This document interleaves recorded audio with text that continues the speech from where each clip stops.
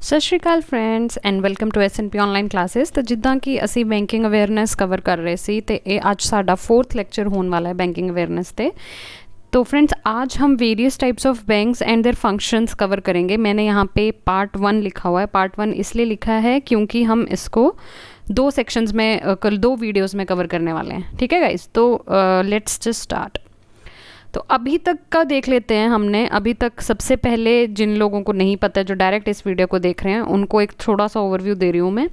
सबसे पहले हमने हिस्ट्री और ओरिजिन ऑफ बैंकिंग करा था, इंडिया में कैसे कैसे ओरिजिन हुआ, कैसे कैसे नेशनलाइजेशन हुई।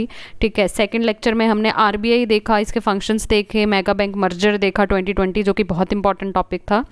ठीक है, इसके बाद हमने थर्ड लेक्चर में repo rate, reverse repo rate, bank rate, MSF rate, CRR, SLR, ये सारे जो भी इंपॉर्टेंट रेट्स होते हैं और इनमें क्या डिफरेंस होता है और इनका क्या इन डेप्थ कंसेप्ट होता है वो देखा था। ठीक है, तो आज जो हम देखने वाले हैं 4th lecture that is various types of banks part 1। Okay, तो लेट्स जस्ट बिगिन। अच्छा बच्चों, इंडियन मनी मार्केट जो है उसको हम जो है वो 2 सेक्शंस में डिवाइड कर सकते हैं। ठीक है जी, सबसे पहला आ जाता है आपके पास कौन सा, ऑर्गेनाइज सेक्टर। ठीक है, दूसरा आपके पास आ जाता है अनऑर्गेनाइज सेक्टर। अब ऑर्गेनाइज सेक्टर का मतलब क्या है कि वो प्रॉपरली ऑर्गेनाइज्ड है, मतलब रूल्स हैं, प्रॉपर रेगुलेशंस हैं। ठीक है, कोई उसे बॉडी है एक जो उसे ऑथराइज कर रही है। ठीक है, जैसे कि बैंकिंग सेक्टर की बात करें तो ऑथराइज सेक्टर के अंडर क्या आ गया जी, आपका आरबीआई। ठीक है, RBI proper government of India ने बनाया जी। ठीक है, प्रॉपरली उसे नेशनलाइज किया गया। ठीक है, वो क्या करता है, इंडिया में जितने भी बैंक्स हैं, चाहे वो प्राइवेट हैं चाहे वो पब्लिक हैं, ठीक है, सभी बैंक्स के लिए क्या करता है जी, सारे सेट ऑफ रूल्स जो है वो बनाता है। एक बॉडीली फ्रेमवर्क, एक ढांचा बनाता है कि भैया आपको इस अंडर चीज़ में जो है वो ऑपरेट करना है। ठीक है, तो ये करता है जी आपका आरबीआई। और आरबीआई किसके अंडर आ गया जी, ऑर्गेनाइज सेक्टर। ऑर्गेनाइज नाम से ही क्लियर हो रहा है। ठीक है जी, दूसरा जो सेक्टर आ जाता है इंडियन मनी मार्केट में वो कौन सा आ जाता है आपका, अनऑर्गेनाइज सेक्टर। ठीक है, अनऑर्गेनाइज सेक्टर में कौन कौन से आ जाते हैं आपके, सबसे पहले तो मनी लेंडर्स आ जाते हैं। पुराने ज़माने में देखो मनी लेंडर्स बहुत चलते थे और आज के ज़माने में भी हैं डेफिनेटली, खासकर जो सब अर्बन एरियाज़ होते हैं या रूरल एरियाज़ कह लो, जिन्हें हम सूदखोर कहते हैं। ठीक है, ये अनऑर्गेनाइज्ड क्यों है, क्योंकि कोई प्रॉपर रूल्स और रेगुलेशंस नहीं है, कोई इनको फ्रेमवर्क बनाने वाला नहीं है। इनकेस कुछ गड़बड़ हो जाती है कोई देखने वाला नहीं है। ओके, और दूसरा अनऑर्गेनाइज सेक्टर्स में आ जाते हैं एनबीएफसीज, जो कि होते क्या हैं, नॉन बैंकिंग। ठीक है, नॉन बैंकिंग फाइनेंस कॉरपोरेशंस या फाइनेंस कंपनीज। ठीक है, कोई भी छोटा मोटा अपना एक कंपनी बना के बैठ जाता है। ठीक है, वो नॉन बैंकिंग होते हैं। नॉन बैंकिंग मतलब उनके फंक्शंस वो बैंक में एज ए कैटेगराइज्ड नहीं हैं, बट वो फाइनेंस वगैरह का काम करते हैं। आपने अपने आसपास फाइनेंशियल सर्विसेज वाले देखे होंगे। ठीक है, कोई अपनी शॉप या ऑफिस खोल के बैठे होते हैं, जैसे मान लो जस्ट एग्जांपल पीके फाइनेंस लिमिटेड या वट एवर। ठीक है, तो ये सारे जो होते हैं वो एनबीएफसीज होते हैं। ये बैंक नहीं होते हैं, बट ये लोन वगैरह देते हैं मार्केट पे, रेट ऑफ इंटरेस्ट पे। ठीक है जी, तो ये आ गई हमारी इंडियन मनी मार्केट की क्लासिफिकेशन। आज हम जो करने वाले हैं वो क्या करने वाले हैं जी, टाइप्स ऑफ बैंक्स और उसके फंक्शंस। ठीक है, तो टाइप्स ऑफ बैंक्स ऑब्वियसली किसके अंडर आएंगे, आपके ऑर्गेनाइज सेक्टर के अंडर आएंगे और मतलब कि आरबीआई के अंडर आएंगे। चलिए फिर आगे देखते हैं। अब बैंक्स इन इंडिया को हमने यहाँ पे 4 कैटेगरीज में जो है वो क्लासीफाई करा है। ठीक है, सबसे पहले अगर आप देखो तो सबसे पहले आपके पास कौन सी क्लासिफिकेशन आ रही है जी, कमर्शियल बैंक।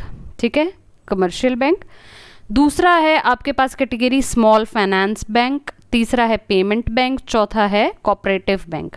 ठीक है, ये small finance bank, payment banks जो हैं वो पहले नहीं होते थे। ये रिसेंटली जो मोदी गवर्नमेंट आई है उसी ने आके ये टाइप्स ऑफ बैंक्स बनाए हैं नए। ठीक है, इनको हम डिटेल में डिस्कस करेंगे। Finance, small finance bank and payments bank आपने आसपास देखे भी होंगे, अब छोटे मोटे खुल भी गए हैं, जैसे एयू स्मॉल बैंक। ठीक है, कैपिटल स्मॉल बैंक। ठीक है, ये सारे हैं जी स्मॉल बैंक्स हैं। और पेमेंट्स बैंक भी, एयरटेल का पेमेंट बैंक आ चुका है, जैसे एयरटेल पेमेंट्स बैंक। ठीक है, ये क्या हैं, इनके क्या फंक्शंस हैं, इनमें क्या डिफरेंसेस हैं, वो सब हम डिटेल में देखेंगे। कोऑपरेटिव बैंक में आ जाते हैं आपके पास जी दो टाइप्स, एक तो अर्बन कोऑपरेटिव बैंक और एक रूरल कोऑपरेटिव बैंक। ठीक है, अर्बन कोऑपरेटिव बैंक नाम से ही पता चल रहा है कि ये अर्बन और सब अर्बन एरियाज को डील करता है। ठीक है जी, और रूरल कोऑपरेटिव बैंक जो है वो मेनली उनका फोकस रूरल एरियाज में रहता है। अच्छा, अब रूरल कोऑपरेटिव बैंक है तो इसका मतलब ये नहीं है कि भाई शहरों में ये वाला बैंक मिलेगा ही नहीं, इसकी कोई ब्रांच ही नहीं मिलेगी, ऐसा ज़रूरी नहीं है। बस ये है कि इनका मेन फोकस जो है वो रूरल एरियाज पे रहता है। ठीक है, अब आज एक्चुअली ये कैटेगरीज बहुत सारी हैं, इनके टाइप्स आ गए और इनके फंक्शंस बहुत ज़्यादा हो जाते हैं, इसीलिए मैंने इस लेक्चर को जो है वो 2 वीडियोज़ में कवर करने का सोचा है। तो आज हम सिर्फ और सिर्फ कमर्शियल बैंक्स और उसके टाइप्स कवर करने वाले हैं। ठीक है जी, कमर्शियल बैंक और उसके टाइप्स हम आज कवर करने वाले हैं, और ये small finance bank, payment bank और कोऑपरेटिव बैंक हम नेक्स्ट वीडियो में कवर अप करेंगे। आज हम कमर्शियल बैंक को ही डिटेल में देखेंगे। इसके अंडर देखो 4 मैंने आगे कैटेगरीज बनाई हैं। सबसे पहली है जी पब्लिक सेक्टर बैंक, दूसरी आ जाती है प्राइवेट सेक्टर बैंक, तीसरा आ जाता है आपके पास रीजनल रूरल बैंक्स जिनको हम RRBs भी कहते हैं। ठीक है, और फोर्थ आ जाता है जी आपके पास फॉरेन बैंक्स। अब आज हम स्टार्ट करते हैं जी कमर्शियल बैंक से। ओके, अब आप बोलोगे यार ये कमर्शियल बैंक क्या होता है? कमर्शियल बैंक कुछ नहीं, नॉर्मली जो भी आप बैंक में जाते हो ना, डील करते हो, SBI, PNB या कोई प्राइवेट ले लो, HDFC, ICICI, वो सारे जो भी सारे बैंक्स हैं वो कमर्शियल बैंक्स हैं। ठीक है, अब कमर्शियल बैंक की डेफिनेशन क्या होती है, कमर्शियल बैंक का काम क्या होता है? देखो, कमर्शियल बैंक कोई भी ऐसा एक फाइनेंशियल इंस्टीट्यूशन हो सकता है जो क्या करता है, 2 जो है वो फंक्शंस जो है वो परफॉर्म करता है, 2 मेन फंक्शंस। अब वो कौन से 2 मेन फंक्शन है? सबसे पहला है जी आपके पास accepting the deposits from the general public. ठीक है, और giving loans for investment with the aim of earning profit, ये इसका सेकंड फंक्शन हो गया। ठीक है जी, तो कमर्शियल बैंक क्या होता है जी? कोई भी ऐसा फाइनेंशियल इंस्टीट्यूशन होता है जो 2 काम कर रहा है। ठीक है, या एक तो वो डिपॉजिट ले रहा है, किससे ले रहा है? पब्लिक से, ये इंपॉर्टेंट है, पब्लिक वर्ड। अब आप जैसे RBI अगर कह लो, RBI में भी तो डिपॉजिट्स होते हैं ना बाकी बैंक्स के। हमने RBI का लेक्चर कवर किया था, या रेट्स का लेक्चर कवर किया था, CRR, SLR। ठीक है, हमने उसमें क्या देखा था कि कुछ परसेंटेज वो RBI में डिपॉजिट करता है अपना बैंक। ठीक है, जिसको कि हम क्या कह देते हैं, CRR। बट वो RBI को हम कमर्शियल बैंक नहीं कहेंगे। क्यों? क्योंकि वो पब्लिक से नहीं डिपॉजिट एक्सेप्ट कर रहा है। ठीक है, तो ये 2 वर्ड्स में भी ये ज़रूरी है कि वो डिपॉजिट एक्सेप्ट कर रहा है, तो किससे कर रहा है जी? पब्लिक से, जनरल पब्लिक से, तो वो कमर्शियल बैंक होगा। ठीक है, और दूसरी चीज़ लोन्स दे रहा है। ठीक है, किसके लिए लोन्स देगा? ऑब्वियसली इन्वेस्टमेंट के लिए देगा। किसी को अपना बिजनेस स्टार्ट करना है, किसी को कोई नया सामान खरीदना है। ठीक है, तो एक तरह से वो इन्वेस्टमेंट ही हो रही है, एसेट क्रिएशन हो रही है। चाहे आप अपने घर के लिए भी अगर मान लो ना कि वॉशिंग मशीन लेनी है जी, आपने लोन लिया है, या आपको प्लॉट लेना है, आपने लोन लिया है, क्या हो रही है? अल्टीमेटली तो इन्वेस्ट ही हो रही है ना। कोई भी चीज़ इन्वेस्ट करने के लिए बंदा लोन लेता है। ठीक है, अगर बिजनेस के खर्चे चलाने के लिए भी ले रहे हो तो वो बिजनेस में इन्वेस्टमेंट हो रही है। तो क्या है जी 2 फंक्शन? डिपॉजिट करता है एक्सेप्ट पब्लिक से, लोन्स देता है इन्वेस्टमेंट के लिए। किस लिए देता है, ये सब क्यों करता है? For the aim of earning profit. ये सबसे ज़्यादा इंपॉर्टेंट है डेफिनेशन में ये term, aim of earning profit. देखो नाम क्या है उसका, कमर्शियल बैंक, चैरिटी बैंक नहीं है। ठीक है ना, कमर्शियल है वो। कमर्शियल है तो क्या करेगा? ऑब्वियसली अपना प्रॉफिट तो जनरेट करेगा ही ना। ठीक है जी, मान लो फॉर एग्जांपल 1000 रुपये उसके पास डिपॉजिट आए, उसमें से 800 रुपये उसने लोन में दे दिए। ठीक है, तो 200 रुपये बच रहे हैं। 200 रुपये वो क्या करता है बैंक? अपने पास नहीं रखता आइडल, वो क्या कर देता है? उसको इन्वेस्ट कर देता है। उससे क्या आता है? उसको इंटरेस्ट आता है वापस मार्केट में जब इन्वेस्ट करेगा तो। ठीक है, इंटरेस्ट आ रहा है तो मतलब क्या हो रहा है? उसको प्रॉफिट अर्न हो रहा है, प्लस लोन जो वो इंटरेस्ट रेट पे दे रहा है उसको वहाँ से भी प्रॉफिट आ रहा है। ठीक है, तो ये होता है जी कमर्शियल बैंक। और एक मेन चीज़ और ये कि ये दोनों फंक्शन होने बहुत ज़रूरी हैं। अब जैसे फॉर एग्जांपल आप अगर बोलो कि जैसे मान लो पोस्ट ऑफिस है। ठीक है, पोस्ट ऑफिस भी एक फाइनेंशियल इंस्टीट्यूशन है। ठीक है जी, पोस्ट ऑफिस भी एक फाइनेंशियल इंस्टीट्यूशन है और डिपॉजिट भी एक्सेप्ट करता है। पोस्ट ऑफिस में आपने सुना होगा NSCs होती है, नेशनल सर्विस सर्टिफिकेट होता है, किसान विकास पत्र होते हैं, छोटी मोटी RDs होती हैं। ये डिपॉजिट तो एक्सेप्ट कर रहा है। ठीक है, पोस्ट ऑफिस डिपॉजिट तो एक्सेप्ट कर रहा है, लेकिन क्या नहीं कर रहा, लोन्स नहीं दे रहा, लोन्स नहीं दे रहा। इसीलिए जो पोस्ट ऑफिस है वो सिर्फ एक फाइनेंशियल इंस्टीट्यूशन है एंड नॉट कमर्शियल बैंक। ठीक है जी, कंसेप्ट क्लियर होगा कमर्शियल बैंक का, कि ये दोनों ही फंक्शन होने जरूरी हैं। अगर सिर्फ डिपॉजिट ले रहा है जैसे कि पोस्ट ऑफिस लेता है तो भी वो कमर्शियल बैंक नहीं कहलाएगा। क्लियर है? चलिए आगे देखते हैं। अब हम फंक्शंस क्या होते हैं जी कमर्शियल बैंक के। अब हमने कमर्शियल बैंक देख लिया, दो काम करने हैं इसने मेन, किस लिए करने हैं, प्रॉफिट कमाने के लिए। और मेन और क्या फंक्शंस होते हैं, देखो कमर्शियल बैंक के फंक्शंस जो हैं वो मैंने 2 कैटेगरीज में डिवाइड करे हैं। ठीक है, कौन कौन से, प्राइमरी और सेकेंडरी, प्राइमरी और सेकेंडरी। तो सबसे पहले हम प्राइमरी फंक्शंस देखते हैं। प्राइमरी फंक्शंस, इसकी डेफिनेशन में ही हमने मेन तो कवर कर लिए थे, क्या, accepting deposit and lending money.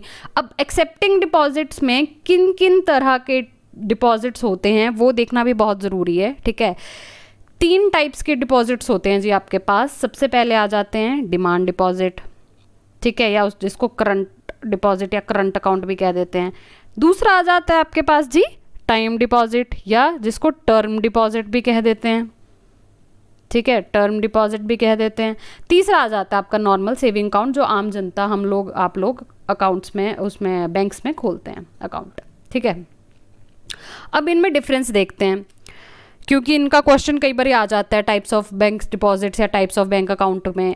ठीक है, अब करंट अकाउंट या डिमांड डिपॉजिट जो है उसके नाम से क्लियर हो रहा है। डिमांड डिपॉजिट का मतलब क्या है कि कोई बिजनेस है, ठीक है, या कोई स्कूल है या कोई इंस्टीट्यूशन है, ठीक है, जिसको रेगुलरली पैसे बार बार अकाउंट में डालने की ज़रूरत भी पड़ती है और बार बार निकालने की ज़रूरत भी पड़ती है।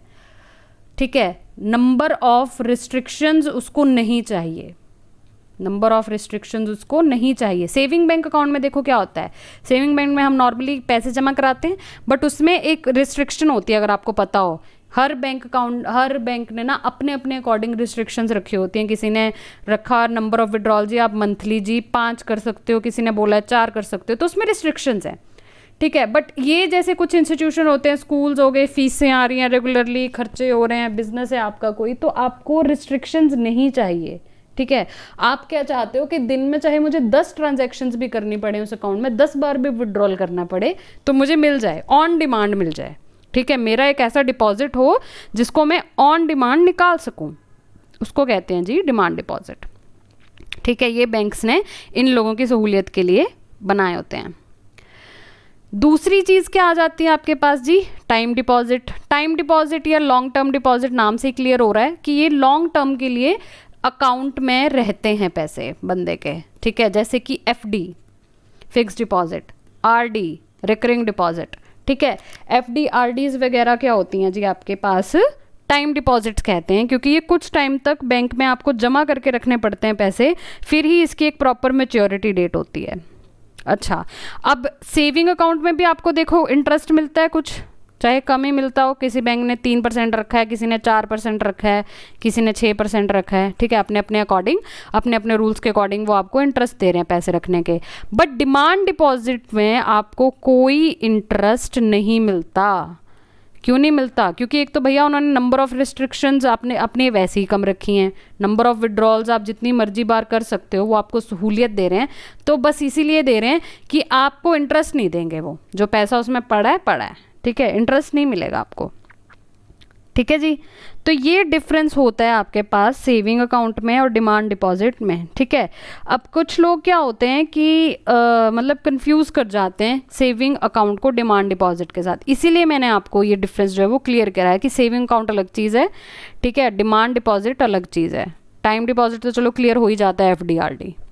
ठीक है, नेक्स्ट अगर हम देखें तो हमारे पास दूसरा उसका जो प्राइमरी फंक्शन आता है वो क्या आता है जी, लेंडिंग मनी। क्या आता है जी, लेंडिंग मनी। अब लेंडिंग मनी में अगर आप देखो तो लेंडिंग मनी में भी 3 तरह के वो हैं। ठीक है, क्या क्या है, एक सबसे पहले आपके पास है कैश क्रेडिट, ठीक है, दूसरा है शॉर्ट या लॉन्ग टर्म लोन्स, और तीसरा है जी डिमांड लोन। हम नीचे से ऊपर को शुरू करते हैं इसको, ठीक है, समझना इजी हो जाएगा। अब डिमांड लोन जैसे डिमांड डिपॉजिट था ना, उसका भी बस उल्टा डिमांड लोन है। डिमांड डिपॉजिट में क्या था कि जो कस्टमर है, ठीक है, जो कस्टमर है वो ऑन डिमांड जब मर्जी अपने पैसे निकाल सकता है या डाल सकता है, ठीक है, या तो निकाल सकता है या डाल सकता है, ऑन डिमांड कस्टमर।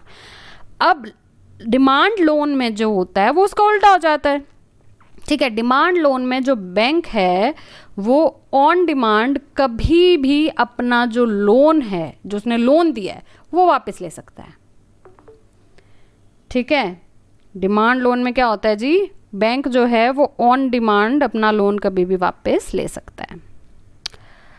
दूसरा देखो, दूसरा है जी आपके पास शॉर्ट या लॉन्ग टर्म लोन्स। अब नॉर्मली जैसे आपको कोई एक्टिवा लेनी है, ठीक है, 75,000 के आसपास की आपने लोन ले लिया, व्हीकल लोन जिसे कहते हैं, वो हो गया आपका शॉर्ट टर्म। आपने उसकी बस साल या 2 साल की किस्तें कराई हैं, जो 1-2 साल में ख़त्म हो जाते हैं वो होते हैं शॉर्ट टर्म लोन। जो 5 साल से ऊपर चलते हैं ना, उनको कहते हैं आप लॉन्ग टर्म लोन। जनरली कौन से होते हैं जी, हाउसिंग लोन, ठीक है, हाउसिंग लोन, या और कोई आपने कोई बड़ा व्हीकल लिया है या ट्रक लिया है, कार लिया है, जिसकी किस्तें आपने 15 साल की बनाई हैं मान लो, ठीक है, वो वाले हो गए आपके long term loans, short term loans and long term loans. तीसरी जो चीज़ आपके पास आ जाती है वो आ जाती है जी कैश क्रेडिट। अब कैश क्रेडिट क्या होता है? कैश क्रेडिट का मतलब ये है कि कैश क्रेडिट जनरली जो सहायता दी जाती है ना बैंक के द्वारा दी जाती है, किसको? बिजनेसमैन्स को, ठीक है। किसको दी जाती है ये सहूलियत? बिजनेसमैन्स को।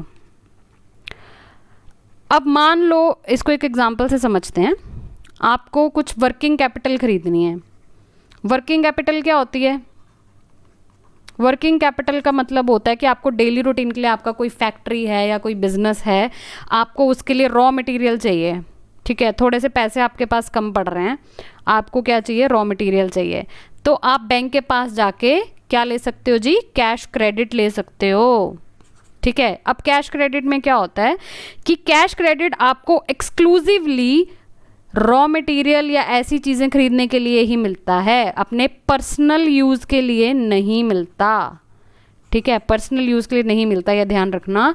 बिजनेस के रिलेटेड आपको वर्किंग कैपिटल खरीदनी है, आपको रॉ मटेरियल खरीदना, उसी के लिए आपको कैश क्रेडिट मिलेगा, सबसे पहली बात, ठीक है। दूसरी बात, इसके लिए वो आपका एक अलग से सेपरेट अकाउंट खोलते हैं, ठीक है जी, आपका अलग से सेपरेट अकाउंट खोला जाता है, ठीक है। तीसरी बात, सबसे मोस्ट इंपॉर्टेंट बात जो है, कैश क्रेडिट मिलता कितना है? अब आप मान लो फॉर एग्जांपल, जैसे आप रॉ मटेरियल के लिए कैश क्रेडिट लेने गए हो, ठीक है, आपको 10,000 रुपये चाहिए, 10,000 का रॉ मटेरियल चाहिए, इन्वेंट्री जिसको कहते हो आप, स्टॉक चाहिए, इन्वेंट्री चाहिए 10,000 की, ठीक है। अब बैंक क्या बोलेगा? ठीक है भैया, तुझे 10,000 की इन्वेंट्री चाहिए इन टोटल, 60% इसका मैक्सिमम मैं दूंगा, मैक्सिमम 60% दूंगा, बाकी 40% तुमको खुद को बियर करना पड़ेगा, ठीक है। मैक्सिमम 60% दूंगा, 40% खुद को बियर करना पड़ेगा तुमको। तो मैक्सिमम जो कैश क्रेडिट है वो कितना मिलता है जी? 60% ऑफ द इन्वेंट्री अमाउंट, ठीक है, 60% ऑफ द इन्वेंट्री अमाउंट, इतना ही मैक्सिमम मिलेगा, और इसके लिए आपको लिए सेपरेट अकाउंट खोलेंगे वो, ठीक है। और जो इंटरेस्ट रेट है ना, इंटरेस्ट रेट जो है आपका वो किस पे लगता है जी? पूरी जितनी आपकी जो अमाउंट आप ले रहे हो ना, मैक्सिमम देखो उन्होंने 60 देना है, आप कम की भी डिमांड कर सकते हो। आप बोल सकते हो चलो मैं 50% बियर करता हूँ, 50% मैं कर लूँगा, 50% मुझे कैश क्रेडिट दे दो, 50% है मेरे पास। तो कितने पे इंटरेस्ट लगेगा? 50% पे। अगर 60% लिया तो कितने पे लग जाएगा जी? 60% पे, सिंपल सी बात है, ठीक है। तो ये होता है आपका कैश क्रेडिट, ठीक है जी। क्लियर है सभी को? आई होप ये क्लियर होगा कि आपके पास डिपॉजिट्स कितनी तरह के होते हैं, ठीक है, और आपके पास लोन्स कितनी तरह के होते हैं, जो मेन जो, और ये सारे क्या हैं? ये प्राइमरी फंक्शंस हैं कमर्शियल बैंक्स के, ठीक है। नेक्स्ट अगर आप देखो तो हम क्या करेंगे इसके बाद, इसके सेकेंडरी फंक्शंस, ठीक है, सेकेंडरी फंक्शंस। अब सेकेंडरी फंक्शंस में सबसे पहला तो आ जाता है इन्वेस्टमेंट्स। अब बैंक है, देखो कमर्शियल बैंक है, उसका मेन काम तो ठीक है डिपॉजिट एक्सेप्ट करना और मनी लेंड करना हो गया, बट भैया उसको खुद का प्रॉफिट भी तो कमाना है ना, तो इन्वेस्ट भी तो करेगा ना। ठीक है, किस में इन्वेस्ट करता है, या तो गवर्नमेंट सिक्योरिटीज़ में करता है, या कोई अदर सिक्योरिटीज़ में करता है, या कोई अप्रूव्ड सिक्योरिटीज़ में करता है। ठीक है, मार्केट में लगती हैं सारी सिक्योरिटीज़, तो इन्वेस्टमेंट किस में होती हैं, या तो गवर्नमेंट सिक्योरिटीज़ में, उसको कुछ कंपल्शन होती है गवर्नमेंट सिक्योरिटीज़ में तो करना ही पड़ता है। ठीक है, और कोई अप्रूव्ड सिक्योरिटीज़ हैं उसके नज़र में उसमें कर सकता है, या और कोई एनी अदर सिक्योरिटीज़ है वो उसमें मार्केट में इन्वेस्ट कर सकता है। क्लियर है सभी को?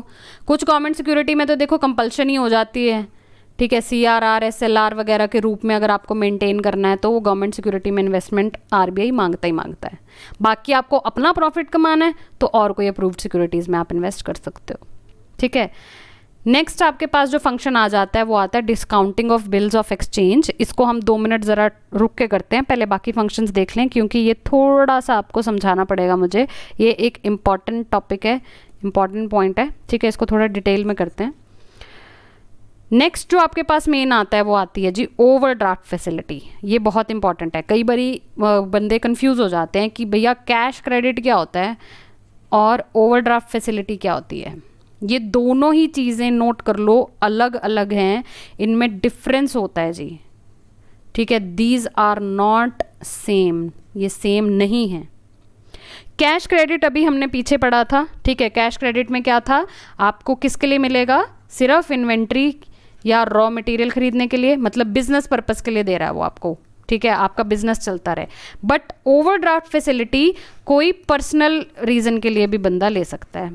ठीक है, ये कैश क्रेडिट हो गया और ये ओवरड्राफ्ट हो गया। किसी पर्सनल रीजंस की वजह से आप भी ले सकते हो ओवरड्राफ्ट। ठीक है, कैश क्रेडिट में क्या था जी, आपके पास सेपरेट अकाउंट खुल रहा था। ठीक है, सेपरेट अकाउंट खोलते हैं वो प्रॉपर। ओवरड्राफ्ट में क्या होता है, ऑलरेडी जो आपका करंट अकाउंट चल रहा होगा ना, उसी में वो ओवरड्राफ्ट की फैसिलिटी दे देते हैं, उसी में आपको ओवरड्राफ्ट की फैसिलिटी वो दे देते हैं। ठीक है, रही बात रेट ऑफ इंटरेस्ट की, तो रेट ऑफ इंटरेस्ट जो कैश क्रेडिट में है वो कितने पे लग रहा था, पूरी अमाउंट पे लग रहा था। 50% ले रहे हो तो पूरी 50 पे लगेगा, 60% ले रहे हो तो पूरी 60% पे लगेगा। ठीक है, बट ओवरड्राफ्ट में क्या होता है, ओवरड्राफ्ट में ठीक है आप जितना यूज़ कर रहे हो ना, जितना यूज़ कर रहे हो उस पे लगेगा जी आपका रेट ऑफ इंटरेस्ट। ठीक है, जितना यूज़ कर रहे हो रेट ऑफ इंटरेस्ट उतने पे लगेगा। फॉर एग्जाम्पल, आपके करंट अकाउंट में ऑलरेडी 50,000 पड़ा था। ठीक है, एग्जाम्पल देख लो, ऑलरेडी आपके अकाउंट में 50,000 रुपये पड़े थे। ठीक है, आपको ज़रूरत पड़ गई है जी 60,000 की। आप बैंक के पास जाते हो, यार मुझे ओवरड्राफ्ट की फैसिलिटी दे दो। ठीक है, आज मुझे 60,000 की ज़रूरत पड़ गई, मेरे अकाउंट में सिर्फ 50,000 है, मुझे ओवरड्राफ्ट की फैसिलिटी दे दो। बैंक कहता है ठीक है, बट मैं ये जो एक्स्ट्रा 10,000 तुम ले रहे हो ना मुझसे, उस पर मैं रेट ऑफ इंटरेस्ट जो है वो चार्ज करूँगा। ठीक है, रेट ऑफ इंटरेस्ट जो है वो चार्ज करूँगा। आपको ज़रूरत सिर्फ 10,000 की एक्स्ट्रा थी, आज 10,000 की एक्स्ट्रा ज़रूरत थी। ठीक है, पर आपकी ओवरड्राफ्ट फैसिलिटी मान लो 1,00,000 रुपये है। 1,00,000 रुपये तक आप ओवरड्राफ्ट कर सकते हो। मतलब आज आपको 60 की ज़रूरत थी, आपने 10 ही एक्स्ट्रा निकलाया, 50 था। मान लो कल को आपको 80,000 की ज़रूरत पड़ जाए तो आप कितना एक्स्ट्रा निकलवा रहे हो जी, 30,000। तो रेट ऑफ इंटरेस्ट फिर किस पे पड़ेगा जी, 30,000 पे। बट मैक्सिमम आप 1,00,000 तक ही जा सकते हो, इसकी एक लिमिट लगा देते हैं, वो एक सीलिंग लगा देते हैं। ठीक है, एक सीलिंग लगा देते हैं, उतना मैक्सिमम आप निकलवा सकते हो, और उसमें से उस सीलिंग के अंदर अंदर आप जितना यूज़ कर रहे हो ना एक्स्ट्रा, उतने पे ही आपका रेट ऑफ इंटरेस्ट वो चार्ज हो जाएगा। That is overdraft facility. ठीक है जी, क्लियर है सभी को, आई होप। नेक्स्ट हम इसमें सेकेंडरी फंक्शंस देखते हैं, दैट इज़ एजेंसी फंक्शन। ठीक है, एजेंसी फंक्शन क्या होते हैं, जैसे बैंकर जो है ना वो एक तरह से आपका एजेंट की तरह भी काम करता है। कैसे, आपने मान लो कोई सिप ले रखी है। ठीक है, आपने कोई सिप ले रखी है, सिप पता है ना, म्यूचुअल फंड में जो लगाते हैं पैसा। ठीक है, या आपकी कोई किश्त कटती है, या आपकी कोई किश्त कटती है, आपने बैंक को इंस्ट्रक्शन दे दी कि मेरे हर महीने मेरे अकाउंट से ऑटो डेबिट लगा लेना। ठीक है, 5,000 की कोई किस्त कटती है, हर महीने मेरे अकाउंट से काट लेना। तो वो ऐसे जो फंक्शंस दे रहा है ना आपको, एजेंट के रूप में जो फंक्शन दे रहा है, दैट इज एजेंसी फंक्शंस। और आजकल तो बैंक्स इंश्योरेंस भी बेच रहे हैं, अगर आपने नोटिस किया होगा तो, क्योंकि उनके इंश्योरेंस कंपनी के साथ ना टाई अप्स होते हैं। ठीक है, उनको पीछे से टारगेट्स वगैरह भी आते हैं इवन प्राइवेट बैंक्स को, तो कि इंश्योरेंस वगैरह के प्रोडक्ट्स भी आपने बेचने हैं, क्योंकि उन्होंने इंश्योरेंस कंपनी के साथ टाई अप कर रखे हैं। तो ये सारे जो फंक्शंस हैं, ऑटो डेबिट फैसिलिटी हो गई, सिप की फैसिलिटी हो गई, ठीक है, या इंश्योरेंस दे रहा है वो आपको, ये सारे आपके आ जाते हैं किसमें जी, एजेंसी फंक्शंस में। ठीक है, नेक्स्ट आपके पास जो मेन फंक्शन आ जाते हैं अदर यूटिलिटी सर्विसेज, इसमें आ जाता है जैसे और छोटे मोटे लॉकर फैसिलिटी।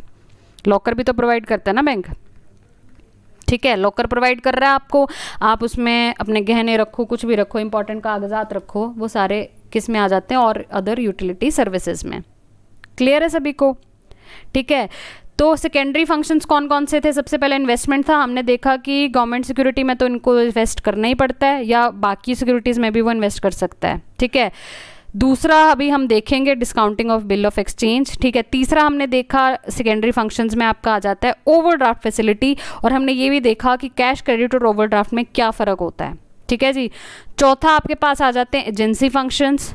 ठीक है, ऑटो डेबिट, सिप हो गया आपका, इंश्योरेंस प्रोडक्ट्स हो गए। पांचवा आपके पास आ जाता है अदर यूटिलिटी सर्विसेज, जिसमें आपके पास लोकर फैसिलिटी वगैरह आ जाती है। क्लियर है सभी को सेकेंडरी फंक्शंस? ठीक है, आगे चलते हैं। आगे अब हम देखेंगे discounting of bills of exchange. ये बहुत इंपॉर्टेंट टॉपिक है बच्चों।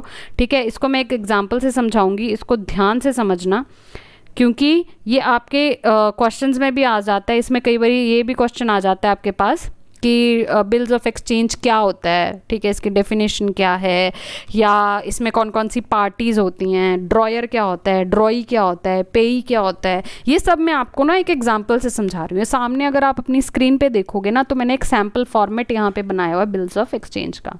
ठीक है, इसको हम पहले पूरा एग्जाम्पल से ही समझते हैं। ठीक है, मैं आपको एग्जाम्पल ही समझाऊंगी, उसी से आपको सारे कंसेप्ट क्लियर हो जाएंगे कि ड्रॉई क्या होता है, ड्रॉयर क्या होता है। ठीक है, अब अगर आप ध्यान से सुनना, ठीक है, ये इंपॉर्टेंट कंसेप्ट है। देखो, मान लो कोई पर्सन है ए, ठीक है, वो क्या है, दुकानदार है, मान लो, मैं हिंदी में यहाँ पे लिख रही हूँ, सेलर है, दुकानदार है। ठीक है, बी उसका कोई कस्टमर है, बी उसका कोई कस्टमर है। ठीक है, वो ए के पास जाता है, कोई सामान खरीदता उससे, कितने का, 2 लाख रुपए का। ठीक है, उसने उससे 2 लाख रुपए का कोई सामान खरीदा है, और बी के पास अभी देने के लिए पैसे नहीं हैं। ठीक है, बी ने क्या बोला ए को कि भैया ऐसा करो, मुझे 60 दिन का टाइम दे दो। ठीक है, 60 दिन मतलब कितने हुए, 2 महीने हुए। ठीक है, 2 महीने का मुझे टाइम दे दो, बदले में मैं आपको ये एक बिल्स ऑफ एक्सचेंज जो है वो ड्रॉ कर लो। ठीक है, बिल ऑफ एक्सचेंज आप ड्रॉ कर लो मेरे ऊपर, मैं आपको 60 दिन बाद आपके जो 2 लाख रुपए हैं वो दे दूंगा। ठीक है, ए बोलता है ठीक है कोई बात नहीं, तो मेरा पक्का कस्टमर है, ठीक है, कोई चक्कर नहीं है, तेरे पास नहीं है अभी पैसे, 2 महीने बाद दे देना, कोई बात नहीं। ठीक है, बी बोलता है ठीक है।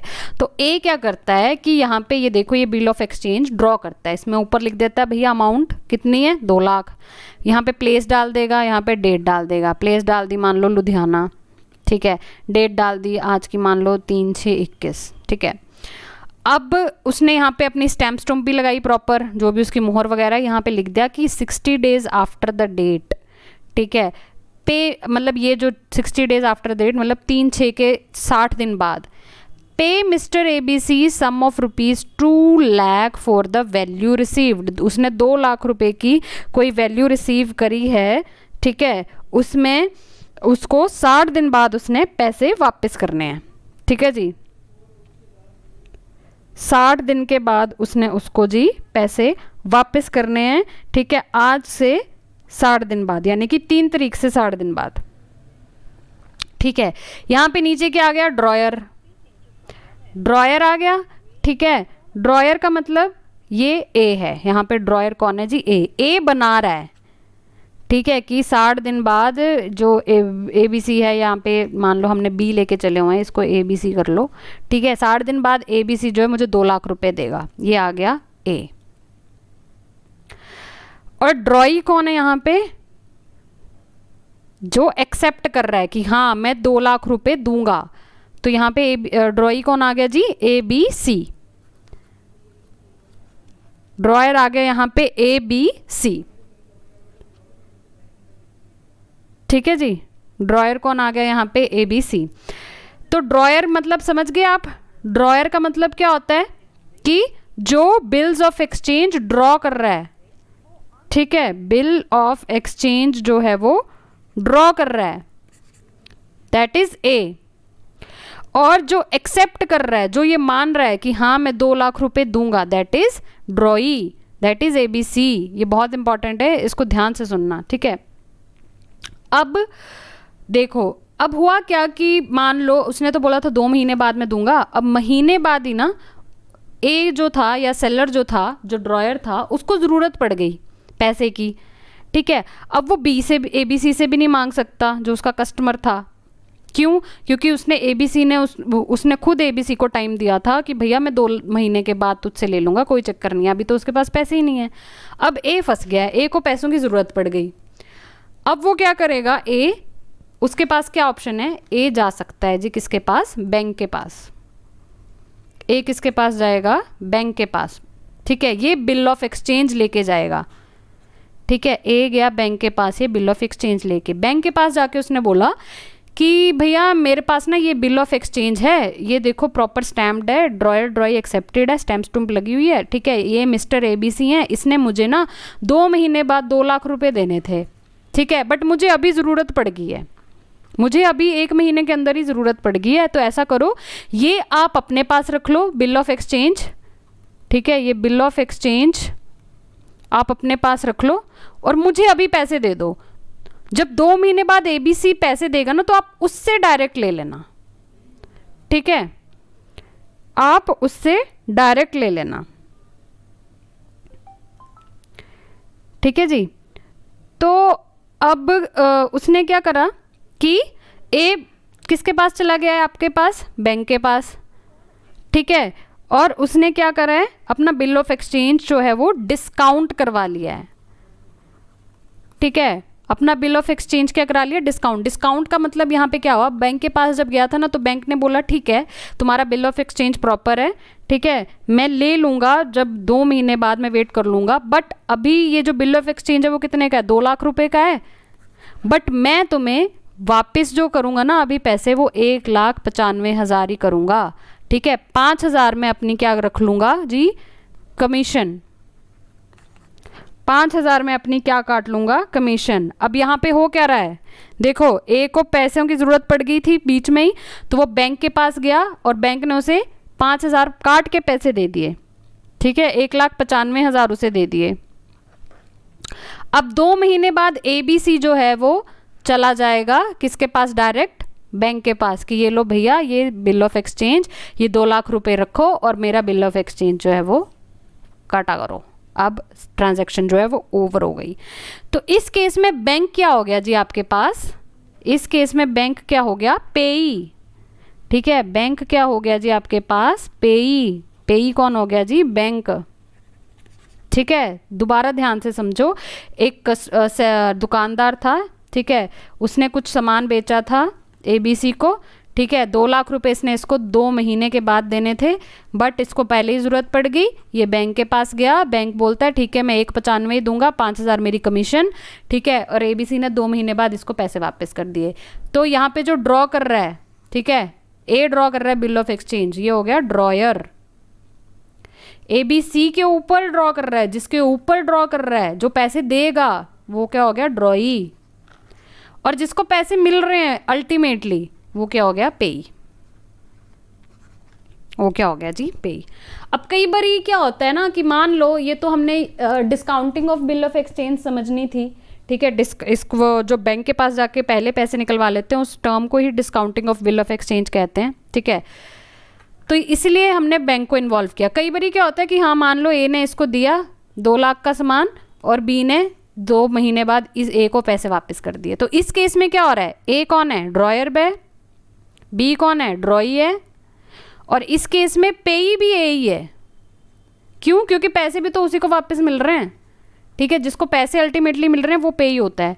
तो इसमें इसको महीने बाद पैसों की ज़रूरत ही नहीं पड़ी थी, इसलिए ये बैंक गया ही नहीं, इसने डिस्काउंट करवाया ही नहीं, ठीक है, तो इसलिए पेई भी यही हो गया। तो कई बार क्वेश्चन कैसे आ जाता है, ठीक है, क्वेश्चन आ सकता है कैन ड्रॉयर एंड पेई बी सेम, तो इसका आंसर क्या होगा, यस।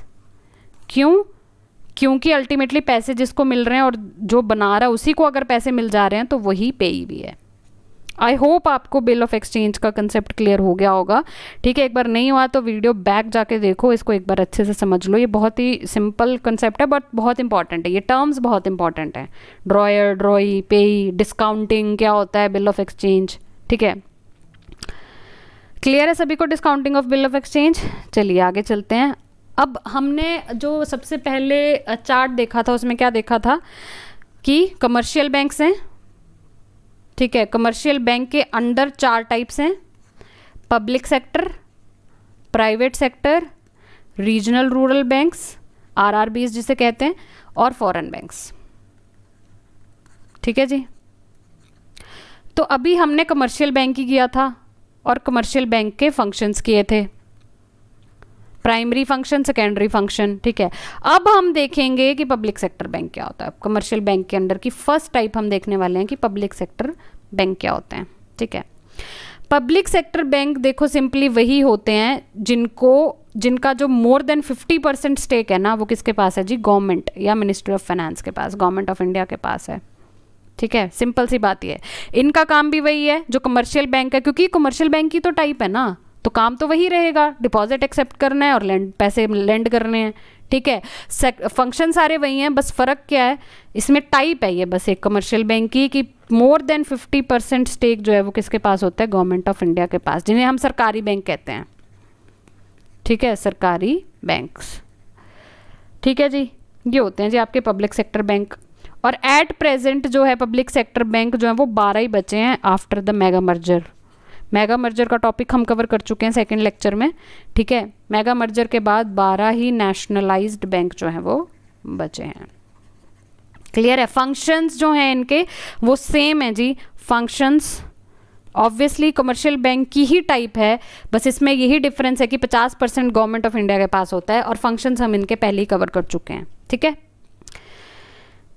नेक्स्ट जो आपके पास आ जाता है वो आ जाता है जी प्राइवेट सेक्टर बैंक। ऑब्वियसली नाम से क्लियर है कि प्राइवेट सेक्टर बैंक का मतलब क्या हुआ, वो बैंक जिनमें मेजॉरिटी ऑफ द स्टेक जो है वो स्टेक होल्डर जो है वो बैंक नहीं है, बैंक है और गवर्नमेंट नहीं है, ठीक है। गवर्नमेंट ऑफ इंडिया नहीं है,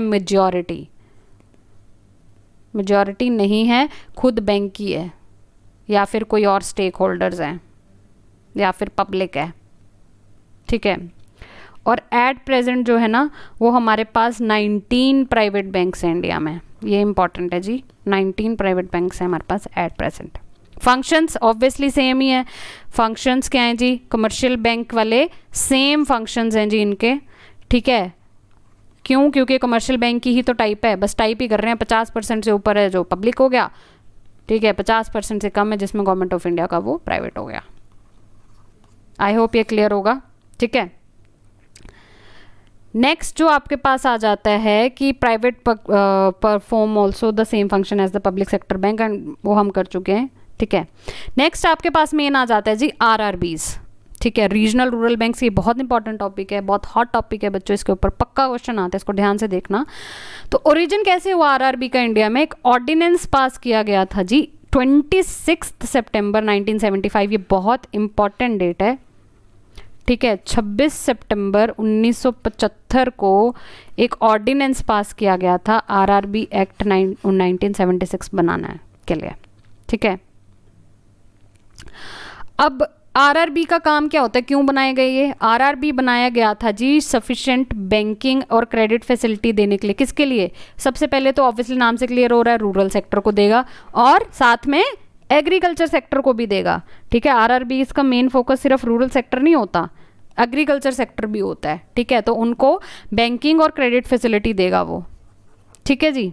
ये होता है मेन आरआरबी का फंक्शन, ठीक है।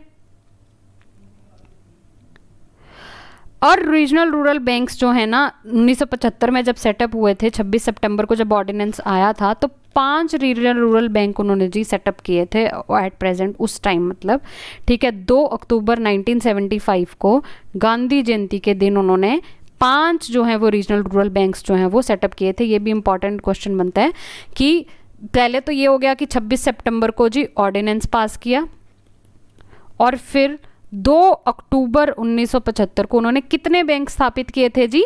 5 आरआरबीज। ठीक है, उनमें से जो सबसे फर्स्ट जो था ना वो कौन सा था? वो था जी आपके पास फर्स्ट रीजनल रूरल बैंक्स था प्रथमा बैंक। नाम से क्लियर हो रहा है, फर्स्ट मतलब प्रथम, प्रथमा बैंक। ठीक है, कहाँ सेटअप हुआ था? मुरादाबाद यूपी में। ठीक है, प्रथमा बैंक कहाँ सेटअप हुआ था जी? मुरादाबाद यूपी में। और ये किसकी रिकमेंडेशन पे आरआरबीज बने थे? नरसिम्हा कमेटी। ठीक है, नरसिम्हा कमेटी। नरसिम्हा कमेटी का नाम अगर आपको याद हो ना तो हम पहले भी कर चुके हैं पहले के लेक्चर में। ठीक है, जब हमने ये देखा था कि 1991 के जब रिफॉर्म आए थे, ठीक है, उसके बाद दोबारा से जब उन्होंने प्राइवेट प्लेयर्स को एंट्री देनी थी, फिर 1998 में दोबारा से कमेटी एक बिठाई थी। ठीक है, वो कौन सी कमेटी थी जी? नरसिम्हा कमेटी।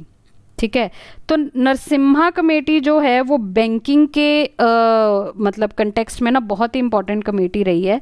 जितने भी मेन जो फंक्शंस रहे हैं, जितने भी मेन जो इनके डिसीजंस रहे हैं बैंकिंग सेक्टर के रिगार्डिंग, वो किसने लिए हैं जी? आपके नरसिम्हा कमेटी ने। तो आरआरबी भी किसकी रिकमेंडेशन पे सेटअप हुआ था जी? नरसिम्हा कमेटी भी। क्लियर है जी? ठीक है, अब ये जो प्रथमा बैंक है ना मुरादाबाद यूपी, इसका स्पॉन्सर बैंक कौन है? ठीक है, ये तो सारे याद कर लेते हैं कि पहला आरआरबी जो प्रथमा बैंक था। कई बार क्वेश्चन घुमा के आ जाता है, क्वेश्चन आ जाता है आपके पास जी स्पॉन्सर बैंक कौन था? ठीक है, स्पॉन्सर बैंक कौन था आरआरबी, फर्स्ट आरआरबी का? ठीक है, वो था जी पीएनबी, पंजाब नेशनल बैंक। ठीक है, पीएनबी पंजाब नेशनल बैंक जो है वो प्रथमा बैंक का स्पॉन्सर था। ये बहुत इंपॉर्टेंट है, इसको नोट कर लेना। ठीक है, अब हम देखते हैं कि रेगुलेशन क्या होती हैं आरआरबीज की। ठीक है, कौन उसको रेगुलेट करता है? देखो, सबसे पहले तो आरआरबी की रेगुलेशन जो है ना वो 2 बॉडीज़ जो हैं वो उसको रेगुलेट करती हैं। ठीक है, क्योंकि ये एक बैंक है तो आरबीआई तो रेगुलेट करेगा ही करेगा, सीधी सी बात है। ठीक है, आरबीआई तो रेगुलेट करेगा ही करेगा। दूसरी जो बॉडी है वो है नबार्ड, जो इसको रेगुलेट करती है। NABARD, national agriculture bank of agriculture and research development. ठीक है, national bank of agriculture and research development, NABARD भी इसकी एक रेगुलेटरी बॉडी है। क्यों? देखो, क्योंकि बैंक है तो आरबीआई तो करेगा ही। नबार्ड इसलिए क्योंकि आरआरबीज हमने पहले भी देखा किस में डील करते हैं? रूरल एरियाज में और एग्रीकल्चर में डील कर रहा है, तो नबार्ड तो रेगुलेट करेगा ही करेगा। ठीक है जी। अब अगर हम आगे देखें तो जो मेन इसके जो नबार्ड है ना, नबार्ड का जो चीफ बॉडी है वो एक रेगुलेटिंग है, किसकी? रूरल बैंकिंग सेक्टर की इंडिया में। और नबार्ड के बारे में हम देख लेते हैं थोड़ा सा, क्योंकि NABARD is very important topic. ठीक है, नबार्ड जो है वो इस्टेब्लिश हुआ था कब जी? 12 जुलाई 1982 में। ठीक है, नबार्ड कब इस्टेब्लिश हुआ था? 12 जुलाई 1982 में। ठीक है, बाय द आरबीआई। नबार्ड को किसने इस्टेब्लिश किया था जी? आरबीआई ने ही इस्टेब्लिश किया था, आरबीआई ने ही नबार्ड बनाया था। किस लिए इस्टेब्लिश किया था? With an objective to improve the credit flow concentrated in the urban areas to the rural and semi urban areas. जो सारा जो पैसे का फ्लो था ना वो अर्बन एरियाज में कॉन्सेंट्रेट हुआ पड़ा था। ठीक है, उसको सेमी अर्बन और रूरल तक पहुंचाने के लिए नबार्ड बनाया गया था, और एग्रीकल्चर को प्रमोट करने के लिए नबार्ड बनाया गया था। और इसके मेजर फंक्शन क्या थे? इसके मेजर फंक्शन थे मॉनिटर करना, पॉलिसी बनाना, प्लानिंग करना, सारे किस चीज़ की? क्रेडिट सिस्टम की। कहाँ पे? रूरल बैंक्स में। ठीक है जी। NABARD also helps rural bank in the development and supervises their activities on timely basis। जो भी सारी मतलब रूरल बैंक्स के रिगार्डिंग जितनी भी मतलब सारी रेगुलेशंस या वो सब है ना, वो कौन देखता है जी? आपका नबार्ड। नबार्ड कब बना था? 12 जुलाई 1982 में। अच्छा, एक बात ये ध्यान रखना कि जो आरआरबीज है ना वो 1975 में बन गए थे, बट नबार्ड उसकी जो रेगुलेटिंग बॉडी है ना वो बाद में बनी है। क्यों? क्योंकि पहले तो इसको आरबीआई ही मॉनिटर कर रहा होगा। ठीक है। बाद में आरबीआई को लगा कि नहीं भैया, मेरे को एक स्पेशलाइज्ड ऐसा एक बॉडी चाहिए जो रूरल बैंक्स को देखें, क्योंकि रूरल बैंक्स जो हैं उनकी डीलिंग अलग है, उनकी पब्लिक अलग है, ठीक है, उनकी जारी गैदरिंग अलग है, उनका जोग्राफिकल एरिया अलग है, तो एक अलग से उसको नीड लगी, इसीलिए उसने बाद में 1982 में जो है वो नाबार्ड को बनाया। ठीक है, क्लियर है। चलिए नेक्स्ट अगर हम आगे देखें तो आरआरबीज के फंक्शंस क्या होते हैं। ठीक है, अब आरआरबी का देखो, पहले ऑनरशिप मैं आपको समझा देती हूँ फंक्शन से पहले। आरआरबी की जो ऑनरशिप है ना, सेंट्रल गवर्नमेंट के पास रहती है 50%। मतलब क्या हुआ, ये सरकारी बैंक हो गए। हमने पहले ही देखा था कि 50% या 50 से ऊपर किसी के पास है तो वो गवर्नमेंट सेक्टर बैंक हो जाता है या नेशनलाइज या सरकारी बैंक हो जाता है। मतलब आरआरबीज जो है वो गवर्नमेंट बैंक होते हैं। ठीक है, इसके सेंट्रल गवर्नमेंट के पास 50% रहता है। स्टेट गवर्नमेंट के पास कितना रहता है जी, सिर्फ 15%। और स्पॉन्सर बैंक के पास 35%। कोई एक बैंक जो होता है ना, मेन बैंक ऑलरेडी, वो आरआरबी को स्पॉन्सर करता है। जैसे कि हमने पहले देखा था, कौन सा सबसे पहला बैंक, प्रथमा बैंक, उसका स्पॉन्सर बैंक मैंने आपको बताया था, कौन, पीएनबी। मतलब प्रथमा बैंक में पीएनबी का 35% शेयर है। 15% किसका होगा, यूपी, मुरादाबाद में स्टैब्लिश है तो यूपी गवर्नमेंट का हो गया। 50% किसका होगा जी, सेंट्रल गवर्नमेंट का। क्लियर है आरआरबी की जो ऑनरशिप है।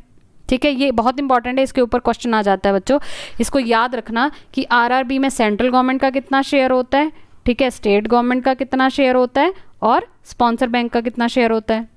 ठीक है, नेक्स्ट अगर आप देखो तो आरआरबीज जो होते हैं ना, वो शेड्यूल्ड गवर्नमेंट कमर्शियल बैंक होते हैं। ठीक है, आरआरबीज क्या होते हैं जी, आपके पास शेड्यूल्ड कमर्शियल बैंक्स होते हैं।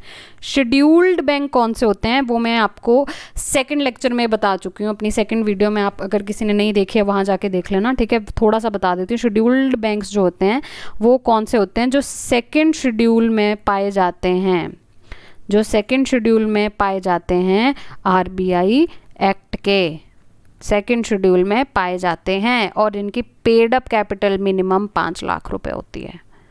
Paid up capital minimum 5 lakh होती है, उनको कहते हैं शेड्यूल बैंक। तो मतलब एक शेड्यूल है, शेड्यूल मतलब शेड्यूल कमर्शियल बैंक। सीधी सी बात है कि आरबीआई एक्ट के अंदर एक ना उन्होंने शेड्यूल ऐसे बना रखा है, मान लो कागज या पेपर बना रखा है, शेड्यूल बना रखा है, उसमें जिस जिस बैंक का नाम है वो हो जाता है आपके पास शेड्यूल्ड बैंक। ठीक है, सीधी सी बात। नेक्स्ट अगर हम देखें तो ऑब्वियसली आरआरबीज का मेनली जो सर्विंग एरिया है वो रूरल एरियाज है। वो रूरल एरियाज में उन्होंने क्या सर्व करना है, बेसिक बैंकिंग देनी है और फाइनेंशियल सर्विसेज देनी है। ठीक है, और गवर्नमेंट ऑपरेशन उन्होंने कैरी आउट करने हैं मेन, क्योंकि रूरल एरियाज तक गवर्नमेंट की ग्रांट्स पहुंचाना, जैसे मनरेगा स्कीम है, मनरेगा की जितनी वेजेस हैं सारे आरआरबीज के थ्रू डिलीवर होती हैं। ठीक है, पेंशन डिलीवर करना रूरल एरियाज में, फार्मर्स को पैसे इंसिस्ट करना, एमएसएमई को प्रमोट करना, लोकल क्राफ्ट्समैन को पैसे देना, क्रेडिट देना, आर्टिसंस को देना। आर्टिसन क्या होते हैं जी, आपके ये जितने वो होते हैं लाइक मूर्तिकार हो गए या ये सब आर्टिसन क्राफ्ट्समैन। ठीक है, एग्रीकल्चर को प्रमोट करना, उनको क्रेडिट देना। ठीक है, या फिर इंडस्ट्रीज होगी, ट्रेड कमर्स हो गया, ये सारे मतलब रूरल एरियाज में जितनी भी इकोनॉमी के रिलेटेड जो भी क्रेडिट वगैरह देने हैं ना, वो सारे कौन करता है जी, आपका आरआरबीज। क्लियर है आरआरबीज के फंक्शंस। ठीक है, अब नेक्स्ट लास्ट जो हमारी टाइप है that is foreign banks. Foreign banks, अब फॉरेन बैंक्स देखो यहाँ पे मैंने 3 कैटेगरी में आगे डिवाइड करें हैं। ठीक है, foreign banks operating as wholly owned subsidiary in India, सबसे पहली टाइप। ठीक है, एज ए सब्सिडरी जो कर रहे हैं। दूसरी टाइप आ जाती है foreign bank with branches in India, जो ब्रांचेज हैं जिनकी। और तीसरी टाइप आ जाती है foreign bank with representative offices in India, जिनके ऑफिस हैं इंडिया में। ठीक है, अब इन तीनों में फ़र्क क्या होता है, ये सबसे इंपॉर्टेंट है, ये समझो। फॉरेन बैंक जिन्होंने सब्सिडरी खोल रखी है, ठीक है, वो कौन से, एक तो डीबीएस बैंक है और एक स्टेट बैंक ऑफ मॉरिशस है। अब आप बोलोगे एक में है कि फॉरेन बैंक ने अपनी ब्रांच खोल रखी है, जैसे एचएसबीसी है, स्टैंडर्ड चार्टर्ड बैंक है, कतर नेशनल बैंक है। ठीक है, इन लोगों ने अपनी ब्रांच खोल रखी है, और एसबीआई मॉरिशस का जो है वो सब्सिडरी है यहाँ पे। अब इन दोनों में फ़र्क क्या हुआ, ठीक है, इन दोनों का मतलब क्या हुआ। देखो, ब्रांच का मतलब क्या होता है कि फॉरेन बैंक है कोई, ठीक है, जिसका हेड क्वार्टर जो है हेड ऑफिस जो है, हेड क्वार्टर जो है वो कहीं बाहर है। मान लो HSBC बैंक या स्टैंडर्ड चार्टर्ड HSBC मान लो सिंगापुर में है, ठीक है, सिंगापुर में इसका हेड क्वार्टर है। इन्होंने क्या करा, इंडिया में अपनी एक ब्रांच खोल दी। वो सिंपली हो गया foreign banks with branches in India, जैसे कि ये 3 है। और जैसे ये स्टेट बैंक ऑफ मॉरिशस है या DBS बैंक है, इन्होंने क्या किया है, इन्होंने ब्रांच नहीं खोली, इन्होंने अपनी एक सब्सिडरी बनाई है इंडिया में। अब सब्सिडरी का मतलब क्या होता है कि सब्सिडरी का मतलब ये होता है उनका हेडक्वार्टर उनका भी बाहर है, ठीक है। हेडक्वार्टर जैसे SBI मॉरिशस का, वो मॉरिशस में है। उन्होंने इंडिया में अपनी एक अलग से एंटिटी बनाई, ठीक है, एक मतलब लॉ की नज़रों में, लीगल आइज में जिसको कहते हैं, ठीक है, एक अलग कंपनी मान लो खड़ी की या एक अपनी सब्सिडरी खोली। अब सब्सिडरी का मैं एक एग्जांपल बहुत इजी सा देती हूँ, जैसे गूगल है, गूगल की पेरेंट कंपनी अल्फ़ाबेट है, ठीक है। हमने अल्फ़ाबेट का नाम इतना नहीं सुना होगा जितना गूगल का सुना है, ठीक है, बट गूगल की पेरेंट कंपनी अल्फ़ाबेट है, मतलब गूगल जो है वो सब्सिडरी है अल्फ़ाबेट की। अब सब्सिडरी में देखो, सब्सिडरी में क्या हुआ, नाम अलग अलग हैं दोनों के, ठीक है, ये अल्फ़ाबेट है इसका नाम गूगल है, मतलब सब्सिडरी में नाम अलग रख सकते हैं वो थोड़ा, ठीक है, सर्विसेज अलग दे सकते हैं। अल्फ़ाबेट कुछ और काम करता होगा, गूगल कोई और सर्विस देता है, सर्विसेज अलग अलग दे सकते हैं सब्सिडरी में। ब्रांच अगर होगी ना, अगर ब्रांच होगी तो सेम ही चलेगा, जो सर्विसेज वो फॉरेन में दे रहा है ना वही यहाँ पे भी देगा, बस एक अपना उसने ऑफिस खोला होगा, यहाँ पे ब्रांच खोली होगी, दैट्स इट। ब्रांच का मतलब वो होता है। सब्सिडरी में आपको एज अ लीगल मतलब लॉ की नज़रों में जो है वो आपको बहुत सारे अलग अलग फंक्शंस करने की इजाज़त मिल जाती है। आप अलग सर्विसेज दे सकते हो अपने अकॉर्डिंग, अपने देश दूसरे देश के अकॉर्डिंग आप अलग प्रोडक्ट बेच सकते हो, ठीक है। मान लो कि SBI मॉरिशस की जो डीलिंग है मॉरिशस में वो कुछ और तरह की होगी, इंडिया में वो कुछ और ही प्रोडक्ट्स बेच रहा है जो उसने सिर्फ इंडिया के लिए ही लाइसेंस करवाए हैं, तो वो सब्सिडरी कर सकती है, ब्रांच नहीं, ठीक है। क्लियर हो गया? आई होप ब्रांच और सब्सिडरी में फ़र्क क्लियर हो गया होगा, ठीक है। थर्ड हो जाता है foreign banks with representative offices in India, मतलब ऐसे बैंक जिनके सिर्फ एक रिप्रेजेंटेटिव ऑफिस है, रिप्रेजेंटेटिव ऑफिस है, मतलब कि उनकी ना प्रॉपर ब्रांच है यहाँ पे, ना ही प्रॉपर कोई सब्सिडरी है, बस एक ना ऑफिस सा खोल दिया उन्होंने कि मान लो जैसे आपका कोई घर वाला मतलब कोई फैमिली मेम्बर या कोई भी बाहर कहीं फॉरेन में है, ठीक है, ठीक है, जैसे कि मान लो ऑस्ट्रेलिया में है, तो ऑस्ट्रेलियन बैंक ने यहाँ पे अपना एक बस ऑफिस सा खोल दिया है कि हाँ भाई अगर आपको कोई प्रॉब्लम आ रही है हल्का फुल्का आप मतलब कर सकते हो, पर प्रॉपर ब्रांच नहीं है, ठीक है। यहाँ पे अकाउंट वगैरह नहीं खुल सकते, ये सब नहीं हो सकता। आपको कोई ट्रांजैक्शन में प्रॉब्लम आ रही है या और कोई छोटी मोटी प्रॉब्लम आ रही है, वो यहाँ पे आप इनके ऑफिस में आके विजिट कर सकते हो, वो थोड़ा सा सॉर्ट आउट हो जाएगा, ठीक है। तो ये 3 टाइप होती हैं जी फॉरेन बैंक्स की, जिन्होंने प्रॉपर सब्सिडरी ले रखी है, ठीक है, जैसे कि SBI मॉरिशस, DBS बैंक, जिन्होंने सिर्फ ब्रांचेस खोली हैं और जिनके सिर्फ रिप्रेजेंटेटिव ऑफिसेज हैं, ठीक है जी। तो आई होप आपको आज का लेक्चर क्लियर हो गया होगा। अभी आज हमने सिर्फ क्या करा है, टाइप्स ऑफ बैंक देखे हैं, उसमें भी सिर्फ थोड़ी टाइप्स देखी हैं, ठीक है। हमने कमर्शियल बैंक देखा, ठीक है, उसके अंदर जो 4 टाइप्स आती हैं, पब्लिक सेक्टर आता है, ठीक है, प्राइवेट सेक्टर आता है, उसके अलावा आपके पास हमने RRBs देखे, RRBs के अंदर हमने नाबार्ड कब बना है, नाबार्ड के क्या फंक्शंस हैं वो देखा, ठीक है। उसके बाद हमने और लास्ट चीज़ में क्या देखा, फॉरेन बैंक्स, हमने इन सब के टाइप्स देखी, ठीक है, हमने इन सब के फंक्शंस देखे जो कि बहुत इंपॉर्टेंट हैं, ठीक है। टाइप्स ऑफ बैंक एक ऐसा टॉपिक है बच्चों जिसके ऊपर 1 या 2 क्वेश्चन डेफिनेटली आपके बनते हैं अगर आपका 35 नंबर का पेपर आ रहा है तो, ठीक है।